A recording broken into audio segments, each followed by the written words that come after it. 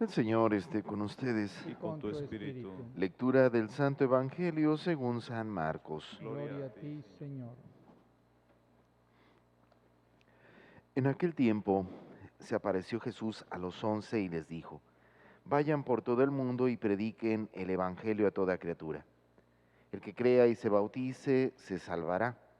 El que se resista a creer será condenado.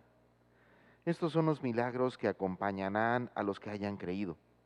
Arrojarán demonios en mi nombre, hablarán lenguas nuevas, cogerán serpientes en sus manos, y si beben un veneno mortal no les hará daño.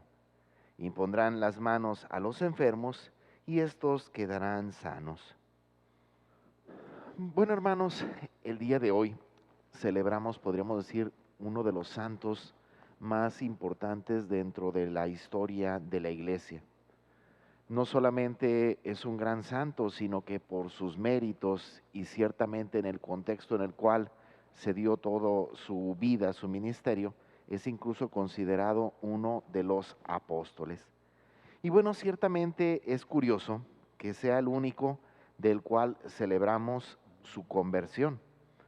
Y su conversión tiene en realidad para él y para todos nosotros una gran significación, porque así, mientras los demás discípulos fueron llamados a su vocación por Jesús en un contexto histórico, bueno, la conversión en San Pablo implica pues verdaderamente también el comienzo, el llamado de Jesús a una vida nueva.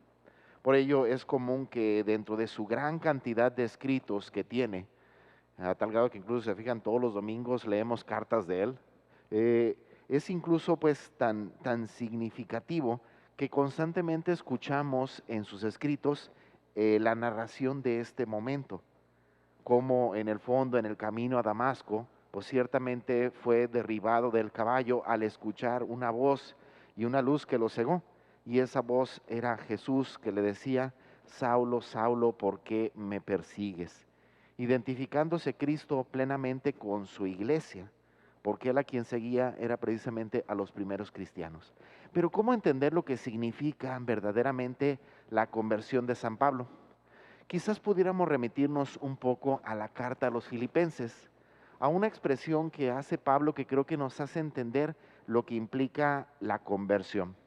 Recordemos que Pablo era una persona pues de un gran prestigio, una gran fama, podríamos decir que era el más importante o el más destacado dentro del grupo de los fariseos, que en el contexto histórico en el cual se da esta conversión, podríamos decir que era el grupo más importante o más poderosos de este tiempo. Podríamos decir entonces que él había llegado, podríamos decir, al triunfo de su vida profesional, si así lo queremos entender. ¿Y por qué digo esto? Bueno, porque en la carta a los Filipenses, Pablo dice una expresión que creo que nos puede ayudar más a entender esto. Y es que todas esas cosas que ha logrado, en el fondo literalmente son basura en relación al encuentro con Cristo. De aquí pues podríamos entender lo que implica la conversión si incluso lo volteamos a ver a nuestra vida personal. Todos en el fondo como sociedad pues buscamos día con día el éxito, ¿verdad? Buscamos la felicidad, decimos. ¿Cómo? Pues bueno, ciertamente buscando el triunfo profesional, buscando el desarrollo o incluso el éxito económico, buscando tener una cierta fama, un cierto prestigio. Pues pónganse a pensar todas esas cosas que anhelamos, con las cuales nos esforzamos y los desgastamos. Pablo mismo nos dice, pues todo eso por el cual te afanas día con día es basura en relación a Cristo. De aquí pues, hermanos, quizás al contemplar esta expresión nos lleva a entender que ciertamente nos falta mucho, ¿verdad? Porque sí, en el fondo todavía seguimos buscando nosotros poner, pues vaya, nuestros lucha, nuestro esfuerzo en los bienes de este mundo.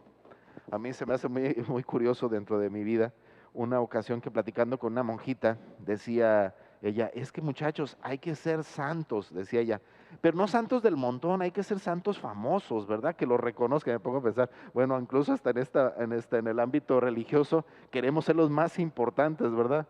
Y es aquí donde entiendo, digo, o sea, como que decir, pues quítate de esas cosas, porque en el fondo el triunfo, incluso dentro de la misma vida de la iglesia, es basura en relación a Cristo. Y en este sentido creo que el Evangelio nos puede ayudar a entender más ampliamente esto.